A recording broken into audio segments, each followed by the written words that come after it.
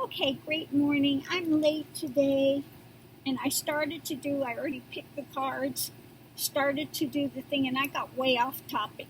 You know how I am. I just go off on a bender sometimes. Anyway, um, I did go to the farmer's market today. They did have it open. So many people out there without masks, or again, you see the mask.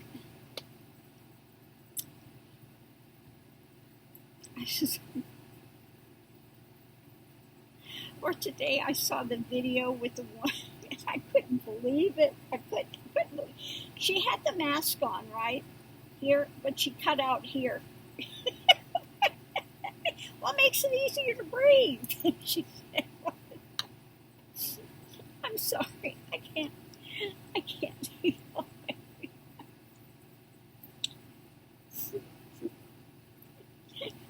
Where are these people's brains? I swear, they got them in their butt. They're sitting on brains. It's like, what are you thinking? Apparently, they're not. Anyway, so I went to the farmer's market today, and I have to show you. I did get this there. I bought this one. I like it. It's got the whale tail. And then this is a very nice turquoise stone, and then it's got another little stone here. So I bought that from one of the artisans down there.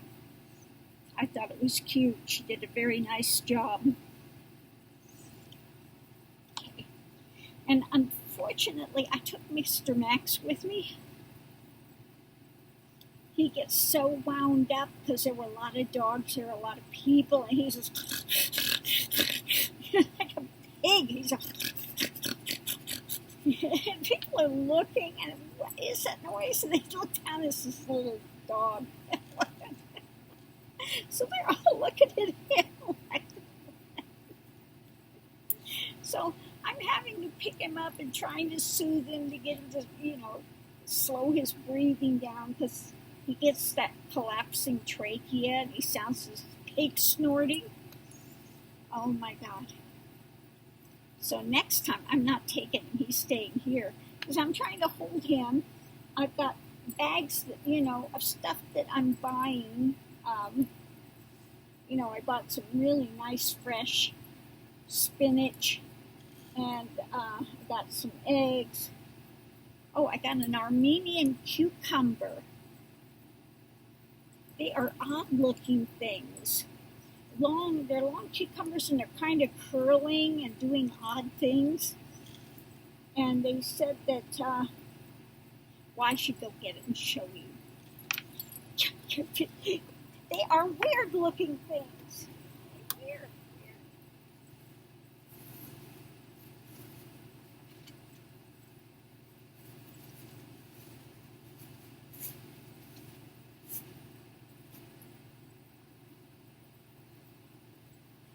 Okay, this is an Armenian cucumber. Now, this was about the straightest one they had, and the smallest. These things get huge.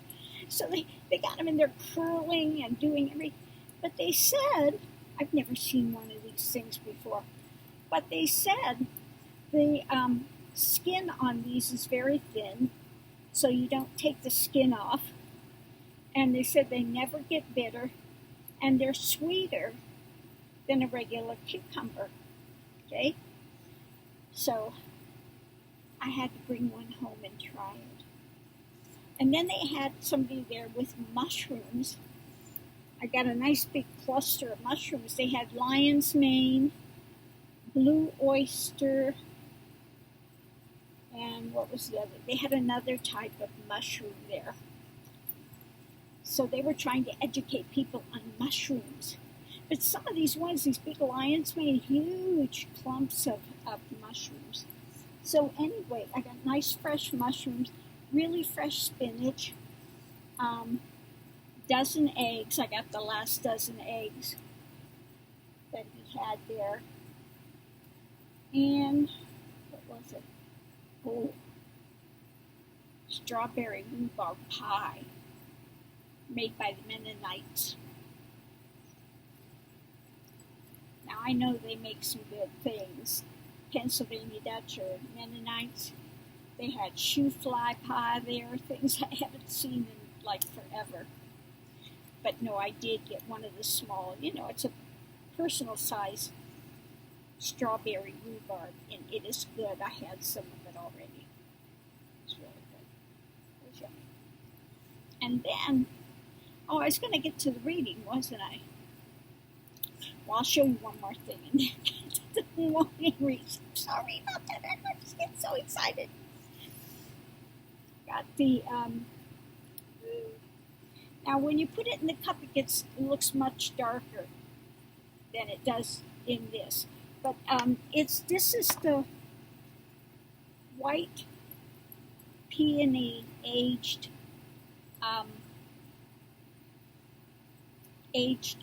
tea, and it's very mild, very mellow.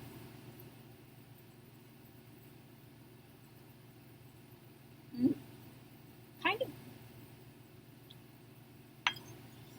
I steeped it longer this time. I steeped it for 2 minutes. Next time I'm going to steep it for 3 minutes because it's very nice, very mild. It kind of leaves like a buttery type of a feeling, in your mouth.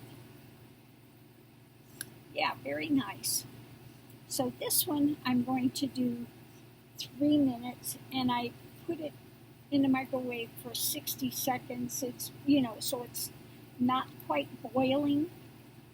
For boiling, I put it in 75 seconds, and I get boiling water, which I will use next time. I think I'll try the pu'er. I have never tried it before, but that one is really, really strong. So you start out with 5 seconds on that, and it's really strong, really quickly. But I am enjoying it. I do have another one of the same, the white tea, but it's not aged. And that aging does make a difference. So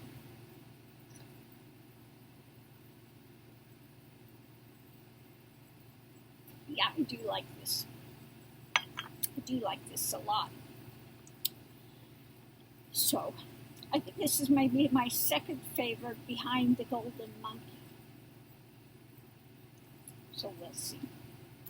Anyway, to the reading. I pulled the cards. So what we got today was the wheel. This is one of the Angel Tarot. Now their wheel in this is different than my regular tarot. Regular tarot can be karmic, but this is different. So this one is the Archangel Michael. And he's just like standing there, matter of fact, like, yeah, well, okay. But anyway, it says a time of positive change, a situation suddenly moves forward, and fortune is on your side. So there. The next card we have is resilience. Waning, give us resilience. So just hanging in. She is carrying a burden. And the next one we have is flow. So you put those together and things are going to get better. Let's hope this happens with this resilience, that this looks to be a person of color, that things are going to get better there. And I think with the next administration coming in, I think that Biden will have a number of people, more people of color in the administration, and more people looking out for human rights.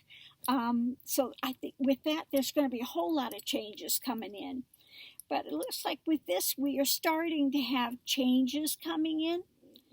Well, not only Black Lives Matter, but also anyone that's been slogging along, pushing, that things are going to lighten up. It's time to get in the flow of things, okay?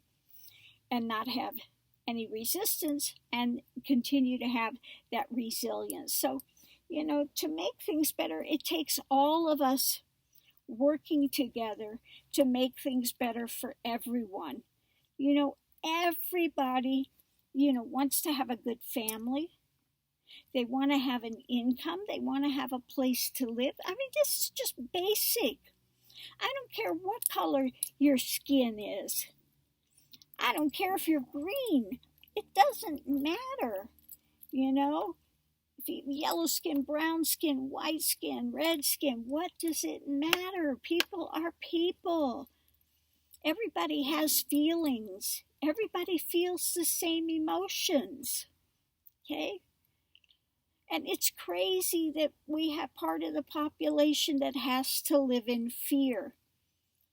That is not okay. It's not okay. And to discriminate. Everybody wants to have the same chances, the same rights. Okay? So, we need to get things together. Really, we need to get things together. It's way past time. Way, way, way past time. And when they have these police departments, they really need to screen the people coming in. Some of the people coming in really want to do community service and stuff, and that's fabulous. Then again, we have those coming in that they just want personal power. Okay? And they want to be covered. I can get away with it. And that's not okay. That's not okay. And to have these things like, they broke into that woman's house. Here she is. She's somebody that's working. What was it? She's doing the ambulance stuff. So she's working hard, and then she gets killed in her own home. That's...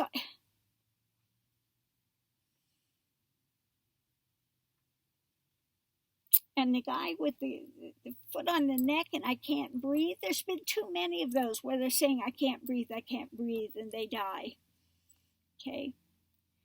This is just the latest, but I looked and there's quite a few of those things happening. Okay. Now,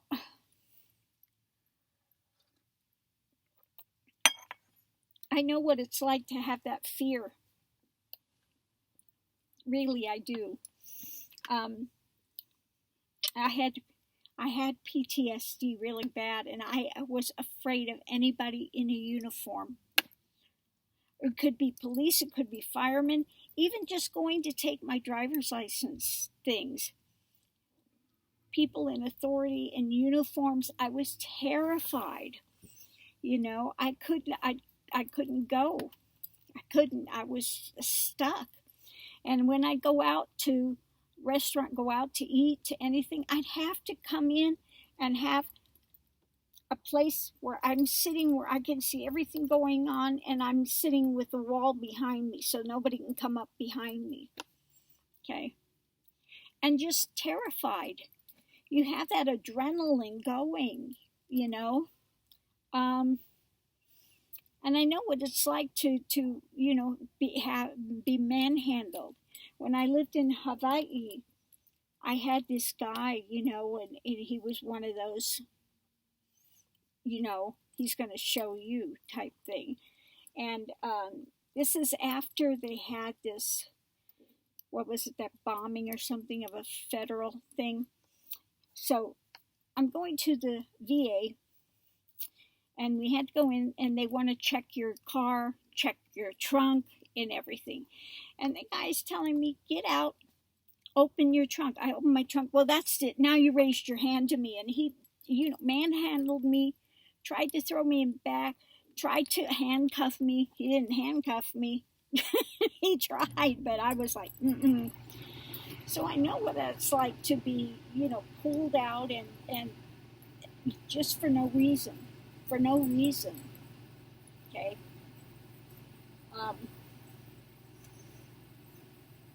Yeah, I already had PTSD, and then I have this guy, doing that, and So anyway, I know what it's like. And then I know how angry.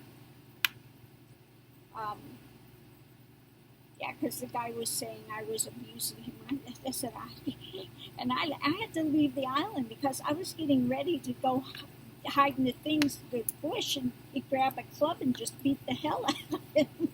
I really was. So I left the island because, I mean, I was really hot. I was really hot. Okay. Because I had done nothing to this guy. I did follow his instruction, get in and open the trunk of the car. Okay. And then for that, this guy, again, wanted to make the situation something other than it was. Threw me up against the car. Okay. Wanted to handcuff me. And like I said, I was so angry. You know, he was saying I was abusing and attacking him. Okay. I was ready to attack him. I was seriously ready to go get a ball bat and just wait in the thing, and when he comes out from work, just then beat the hell out of him, you know, and then say, now you got something to, okay? So,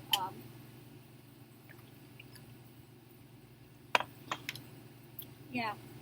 So I know what it is to be, you know, manhandled and, you know, for no reason. And you're trying to comply. And you've got somebody just going over the top for nothing, for no reason. Okay. So anyway, point of it being, nobody deserves that type of stuff. Nobody. And these yahoos should not be in positions of power like this where they can abuse people just on a whim. Okay? It's not right. So we have got to change. We have got to educate. We have got to really, it takes everyone, all of us, to make these changes. And for those of us that have been in a resilience holding mode and just slogging along, okay, you know, we need to see that things are in the midst of change and we need to go with the flow, okay? And I hope we as a society can start to make these changes, okay? Can start to make these changes. Now, I know when I was young, I was really young too, I went to this thing up as, it was a, what's it called, Big Bear? Anyway, it's not far from Los Angeles, and it's up in the mountains. I went to this thing, and they took us to the Rose Bowl parade to hand out these leaflets. It was like a Christian thing, you know, and I got lost from them. So they went back up, and I'm left at the Rose Bowl, kind of going. Anyway. So I was wandering into this neighborhood, and this guy of color comes out, and he goes, "Why are you here?" I said, "Well, I'm lost. I was supposed to go to this." He goes, "This is not a place for you to be wandering." This was back in the late 60s, you know, when we had so many of the riots and the stuff going on. And he said, this is a dangerous place for you to be. You shouldn't be here by yourself. He was very sweet. So he gave me a ride back up to that camp. And, you know, like I said, he was so sweet. He was so nice of him to do that and care for my welfare, you know, because I was young and stupid, you know.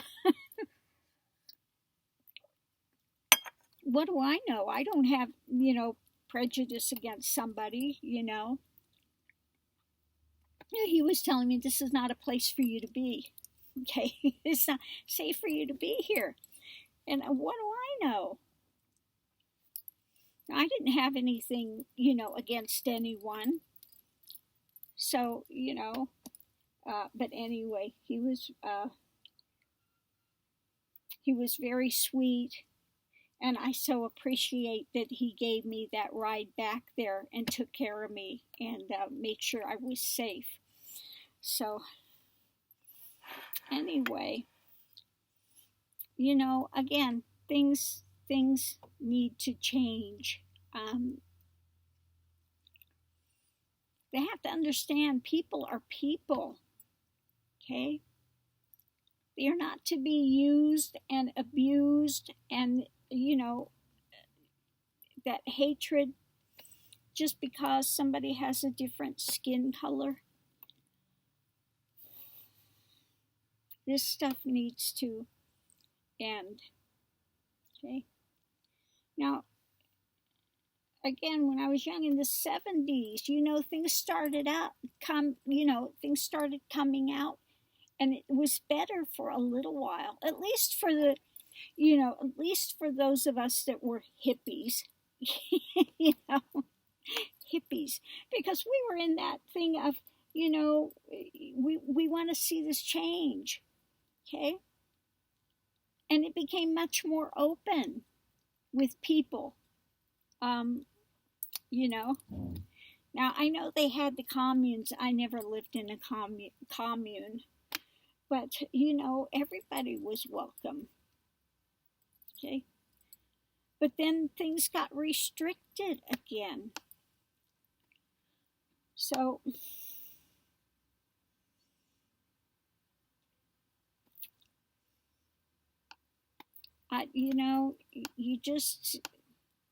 there were some things that were really good about the 70s, the late 60s, early 70s. If we would have let the drugs out of it and so much of this sexual freedom, during that time it was like free love, everybody with everybody. Well, I was never into that, everybody with everybody,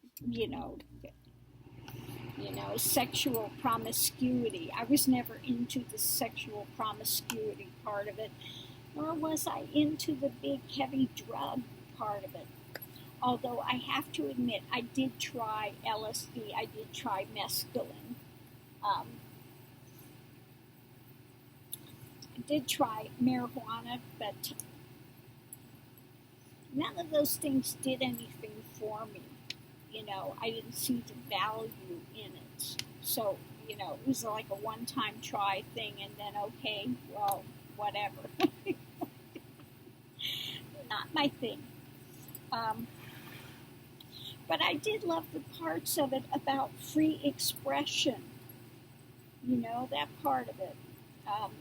And we were Jesus freaks, okay? It was during that time, when I went to an esoteric Christian order and was there for a time, and that's where Kundalini started, okay? And I was there to be a minister, okay? So, I've had a very eclectic path, we'll put it that way. Seen a lot of different sides of Christianity. Like I said, grandmother was a holy roller. To go down and baptize them in the river, shouting and dancing and singing down the aisles and really rolling down the aisles, holy rollers. They were talking in tongues. Yeah. Big expression. Then the other grandmother was a Mennonite. Very plain, go to the church, we wear our little caps, wear our white caps. So I saw from one end of the spectrum to the other end of the spectrum. And when I was younger, my parents never went to church except for a very short time. They did go. My father went to the Christian Science church, where it's all belief of mind, and you don't go to a doctor, you know. So I was introduced to that, went to that for a time. My father was really into Edgar Cayce. When I was in high school, I was doing past life regressions for people. Okay? That's how I was listening to Diane Tarot, and you know, I really do like her. And she was doing a what was it, a guided thing for? I think it was for manifesting. Yeah, I think it's for manifesting. And I said, that's like a hypnosis technique. It's to relax the mind and get people to go to their subconscious level, because it's easier to change something if you go to the subconscious rather than consciously trying to do it. You go into a very relaxed state of subconscious, into like a self-hypnosis, and you can change things much more easy, more rapidly. So, you know, there's a lot of them that use the hypnosis technique. That's one thing that would do with that Nityananda. And I'm telling people, you know, he's doing hypnosis techniques, and part of it is, you know, keeps repeating something, and then he goes on this droning voice, and they don't have enough sleep, and then all of a sudden you do something that shocks them. That's another big hypnosis technique. If somebody's walking and all of a sudden you push them, and it can, boom, you can put them into a trance very quickly, boom. Okay, has to do with the shock, and the conscious mind cannot catch up to it quick enough. So those are all different ways of doing hypnosis. Okay, so like I said, I knew how to do hypnosis when I was in high school. And now I saw some very interesting things that did come out of that, but you've got to know what you're doing. You know, because you can implant things into somebody's consciousness, and make them believe something that's not true. You know, like we had that time where these children were talked to, and they were trying to say this, it was a, what do you call it? It was a little like a school thing for young children. And then they were trying to say these people were doing witchcraft and all of this, and they had taken these kids and hypnotized. Well, they've implanted stuff that was not true. You know, the mind is very inventive. So if you have a still spot and you're asking a leading question, the mind will want to, you know, implant something. So you really have to know what you're doing with hypnosis, okay? And there are so many techniques of it out there. I watched some of these ones, and they're absolutely hypnosis. Okay. No ifs, ands, or buts. And some of it, I'm not saying all hypnosis is bad. I'm just saying you've got to know what you're doing with it. Okay.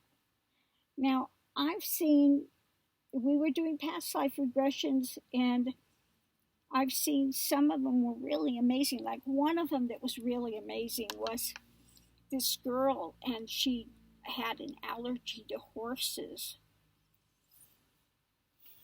And it turns out that in a past life, she was kicked by a horse and died. Okay. Well, when she saw that, relived that, and came back, no more allergies. Gone. Like that. Gone. Okay. So there are things it works well for. I have seen it do amazing things. I'm trying to think of some of the things that were happening when I was doing it. But that was, I was 18 at that point. That was in high school. It was my senior year. that I was working on that. So, yeah, I learned how to do hypnosis when I was young. And like I said, my father was really into Edgar Cayce and that type of thing.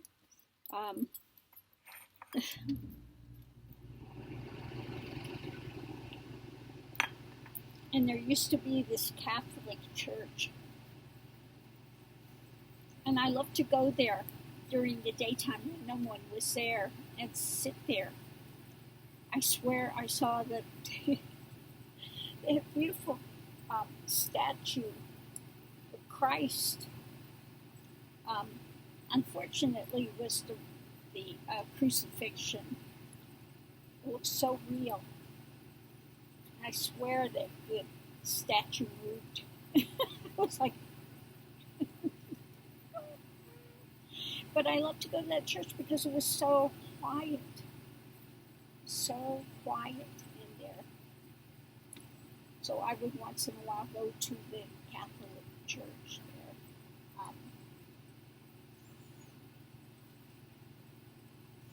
Yeah, very eclectic upbringing.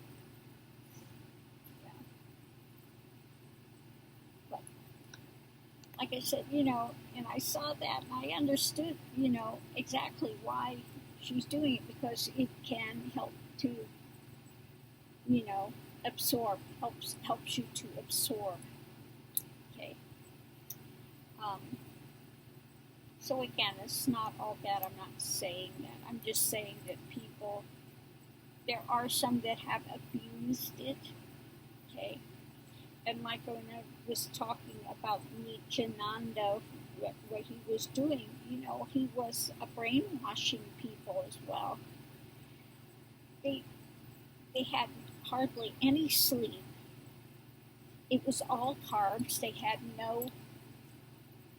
nothing except for, it was, I think it was like dal and rice and stuff, all carbs.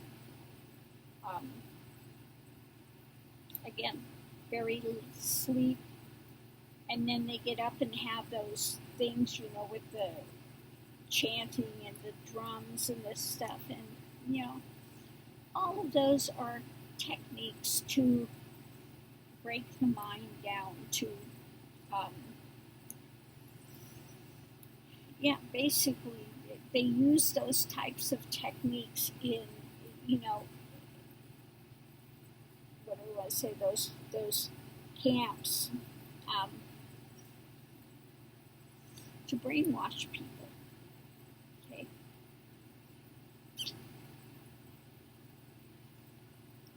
So that's why, I was talking out about him for so long, and then again making him sign these contracts about the tantric and sex, and they didn't have a chance to see what they were signing. He had them sign it, and he would hold it over their head. So yeah, just, it's not good. So that's why I was talking out about him for so long, because I could see these techniques he was using, brainwashing and hypnosis, and it was just ongoing, endless. That's what you do with prisoners of war. You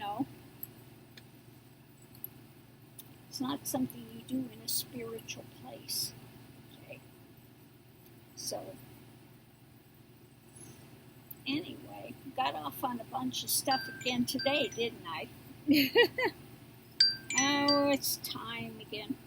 You know what? But I am going to do a half dose. I want to try to back off of these a bit and see if I can. Hopefully I can. Where is it? I have a pill splitter here somewhere. Thank God these are not capsules, because those you cannot split. Somewhere I did. Sorry, I'm rummaging through here.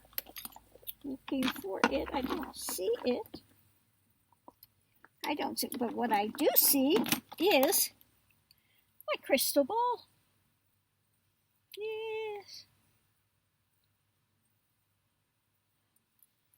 If I got room out here, I will put it out here. Here we go. Put my crystal ball up here. Yes. I'm not finding. Oh, there it is. Way, of course, way in the back. Well, handy dandy, rifty nifty little pill splitter. I'm glad it's not a capsule because those you cannot split. So we get this in here the way it's supposed to be. And half. Whoop, I'm going to go halfies. Halfsies. So, and we'll see how that goes. Put the other half in here. Because I do want to get off these as soon as I can. I do not like taking medication. Especially not one that makes you blow up like a balloon. So we'll see. Yeah, the thing is, when you have these kind of medications, you have to back off of it very slowly. Now, I've backed people off medication before. I had one kid that I worked with. His father's a doctor. Father was a doctor, believe it or not. And they had this kid on medication for ADHD. And he was starting to get tics from the medication. Okay? I'm like, that's not good. His mother would hand feed him. And he was, let's see, at that time, what was he? Was it like 7th grade?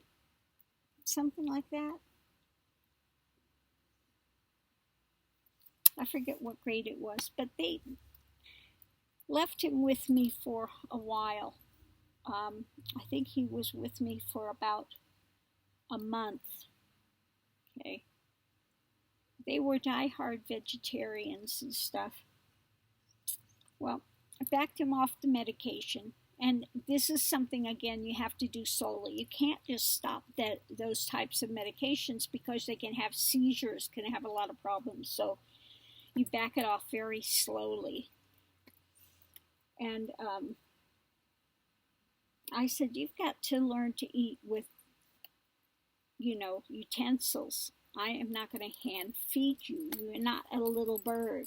Okay? You are a grown-up adult almost.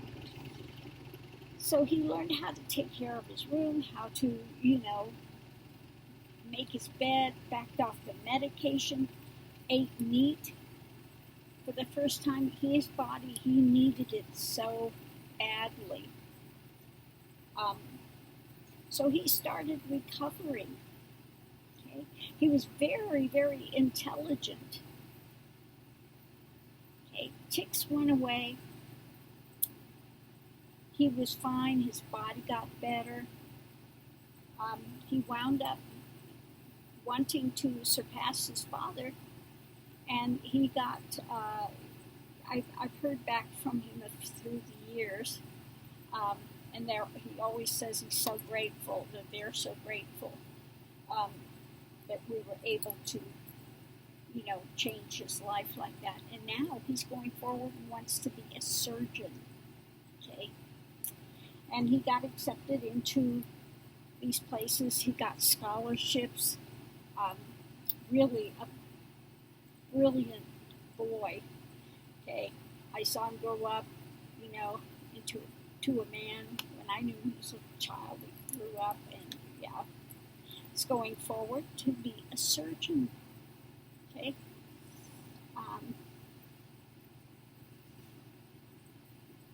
So the point being, if you have those medications, you can get off, you can make changes.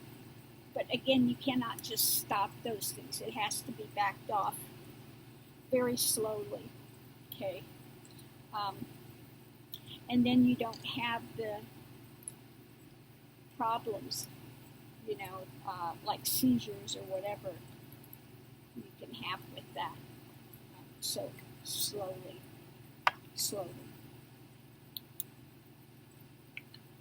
I'll have to ask Sachi. She works with a drug treatment. One of my students works with a drug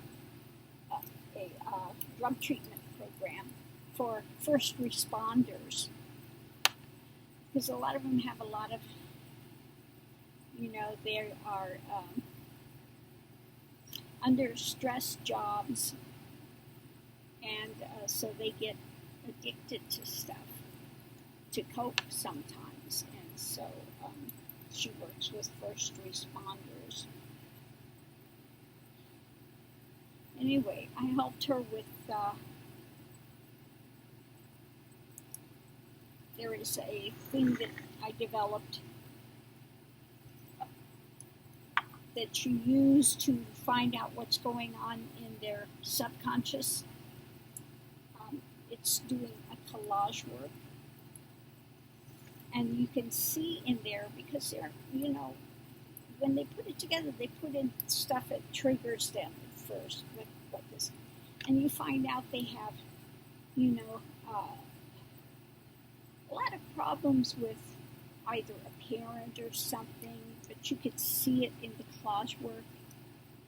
And then when you point it out to them and you see this and this and this and this, they're like really amazed. But you can't change something unless you can see it. So that helps for them to change it. So you say, you start out with, you have to make the collage. Just put in the stuff that, is moving you, triggered. Go through these magazines.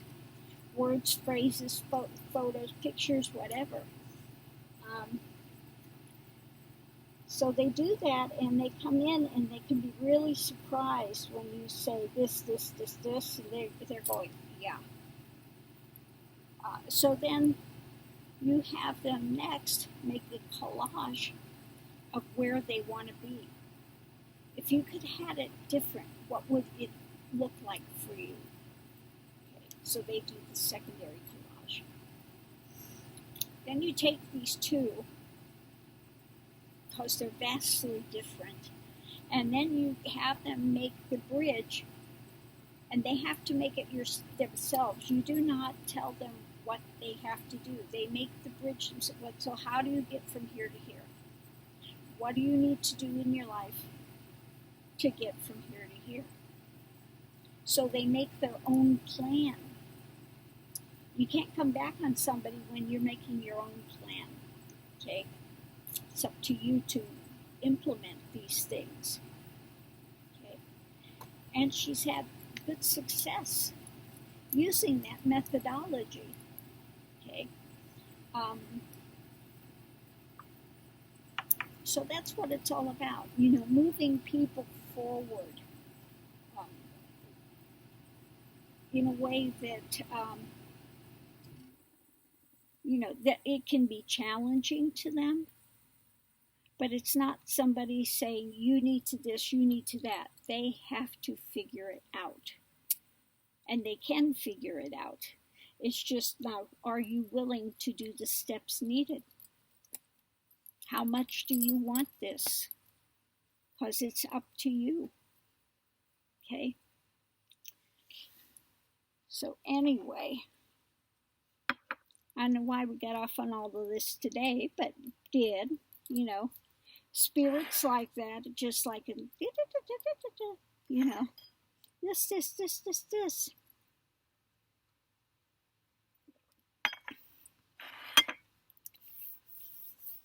So I hope that it's helped somebody out there somewhere.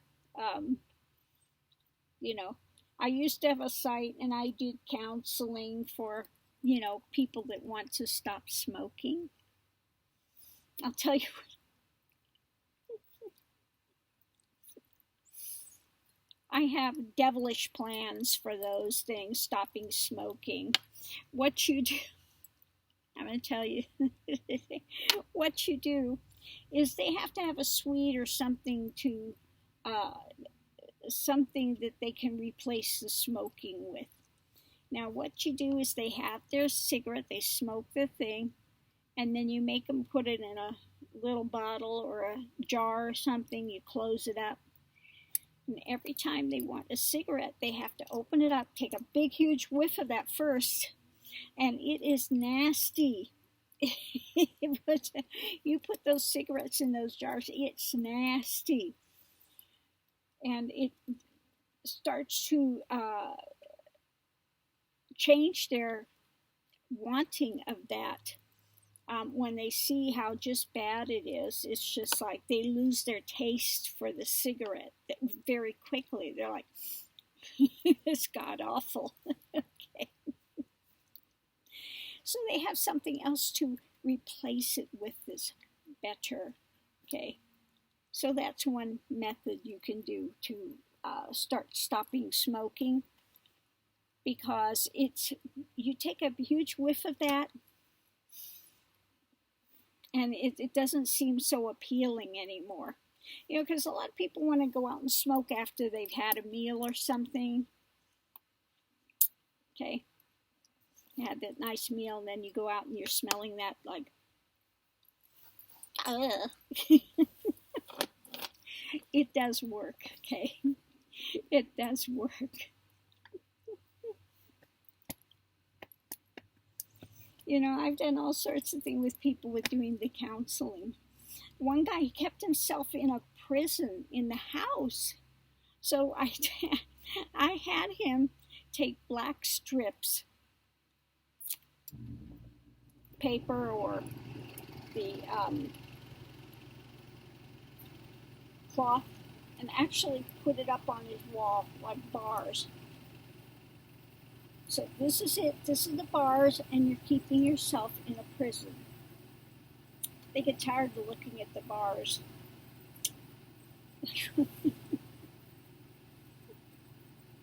So anyway, part of it is getting people to see visually what's going on. If you can see it, then you can change it. If you can't see it, then it's hard to change, to make that connection on how to go forward. Okay. So that's my philosophy in with the counseling stuff. Okay. You take where people are at, and then you give them a way so that they can proceed forward. Okay? Rather than having somebody browbeating you, telling you, you need to this and you need to that. Because people will get resistant to that. You're not going to tell me what to do. No, they tell themselves what to do. And that works quite well. I had another person that started to use some of my methodology in their drug treatment program. This was over, was it Sweden, or it was one of the Scandinavian countries. And then they got a lot of accolades because things were working so well. And then they got the brilliant notion to introduce ayahuasca and drugs into it. And their whole thing went right down the tubes. Okay. Okay.